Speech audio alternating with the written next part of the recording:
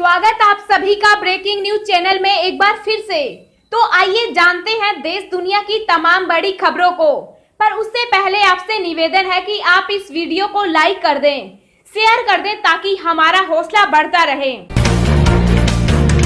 12 अगस्त तक नहीं चलेंगी नियमित यात्री ट्रेनें, रेलवे ने जारी किया सर्कुलर।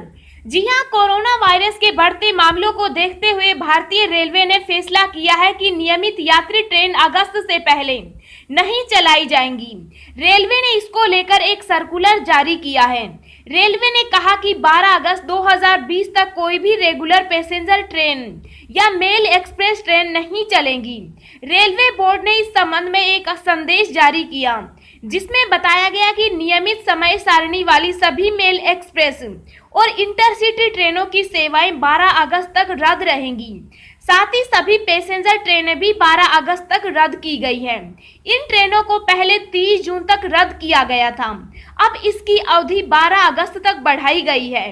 बोर्ड ने यह स्पष्ट किया है कि 12 मई और 1 जून से चलाई गई सभी विशेष रेलगाड़ियों का परिचालन जारी रहेगा।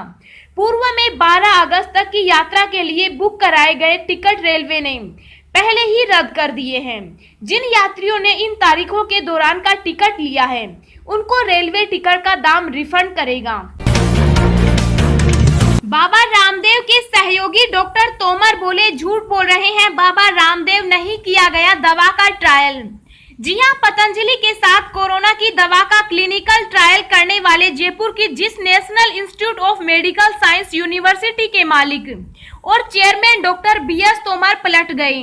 उन्होंने साफ तौर से कहा कि हमने अपने अस्पतालों में कोरोना की दवा का कोई भी क्लिनिकल ट्रायल नहीं किया है।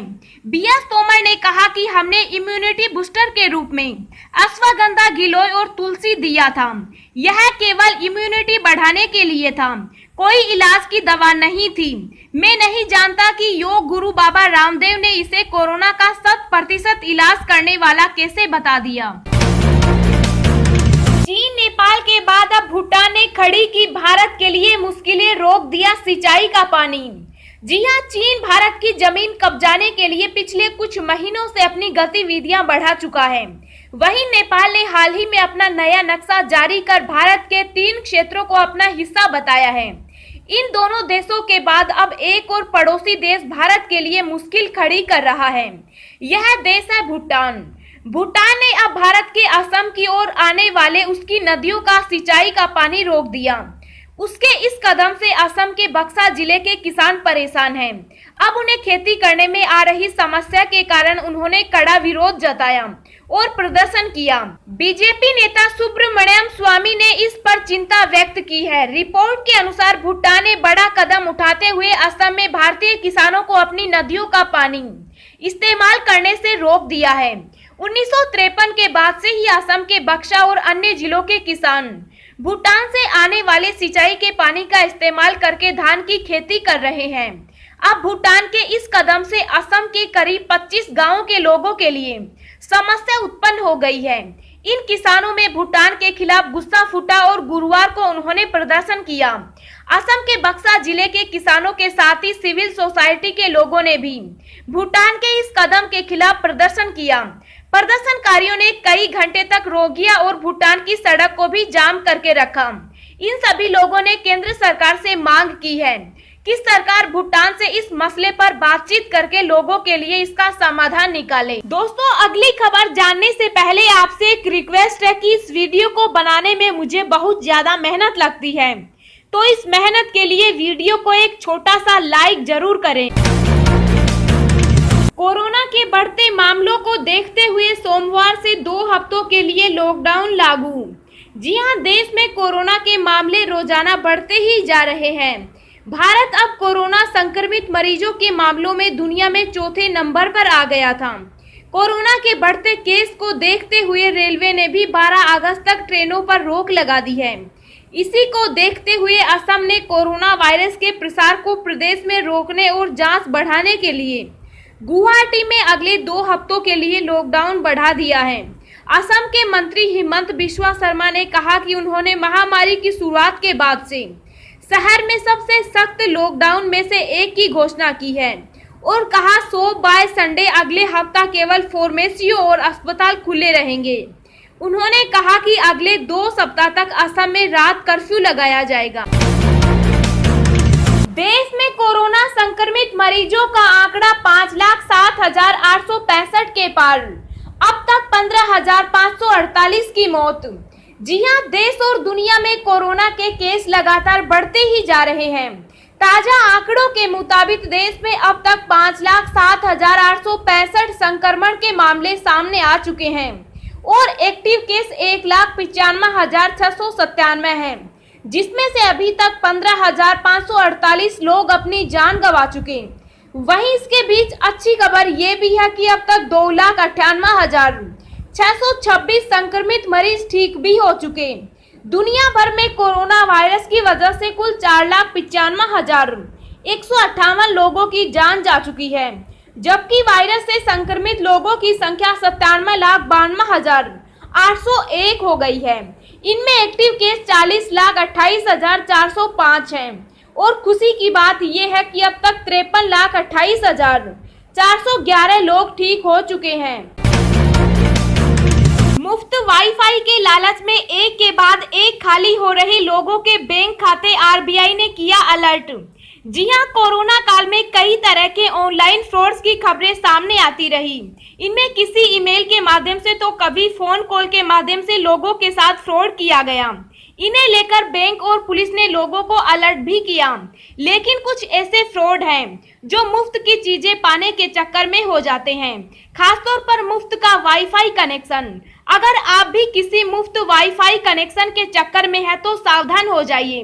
रिजर्व बैंक ने इसे लेकर एक अलर्ट जारी किया है।